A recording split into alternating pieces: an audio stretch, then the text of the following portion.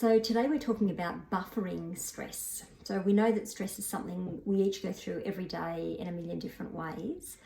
But what the important thing is how we actually buffer and calm that stress down. So stress in our bodies, doesn't matter if it's an emotional stress or a physical stress. So, a bear chasing you, or you've nearly got hit by a car because you didn't look before you crossed the road, or you were just so crazy busy pumping through work, juggling the kids, the washing, what groceries do I need?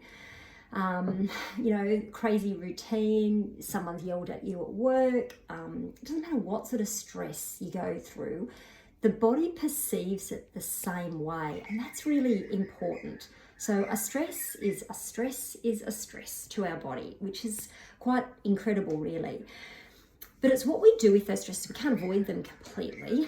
It's what we do with those stresses that are important. And so we all know that when you get stressed, your adrenal glands secrete adrenaline, which makes you hyped, really. It raises your blood pressure, it raises your heart rate. You've got this heightened response time and reaction time. It calls you to action.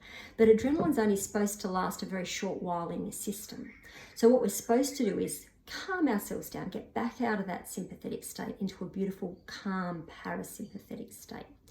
And when we get to that calm parasympathetic state, our body secretes noradrenaline, which is obviously the opposite to adrenaline. And, in a roundabout way, it sort of sops up that adrenaline and calms the nervous system down.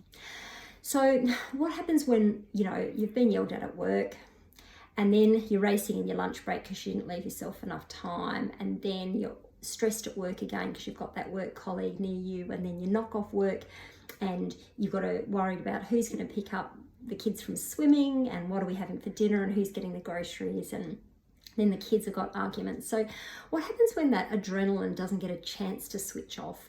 So it switches over and the adrenal glands start to produce cortisol, which we know is really bad for the system long term. It short term buffers our stress, but long term it creates a cascade of other issues.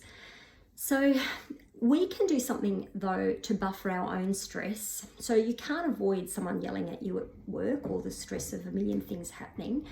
But what you can do is finish your day with a routine of something that can calm your nervous system. So it really switches your parasympathetic nervous system into a calm state. And we're going to do a few reels and posts on that this week to give you lots of ideas about what you can do at home. But if you realize that, okay, so I had that stress through my day, but when I get home, I'm going to take a little bit of time for myself before I go racing into the next call of action, and I'm going to stop and I'm going to breathe for 10 minutes. There's a whole lot of different breathing techniques that we'll talk about over time that can help you. We might find just going into meditation for 10 minutes, just scanning through your body. So doing a body scan and seeing where you're holding your stress and consciously letting that go. Anything that's going to stimulate the vagus nerve is going to help calm the nervous system down.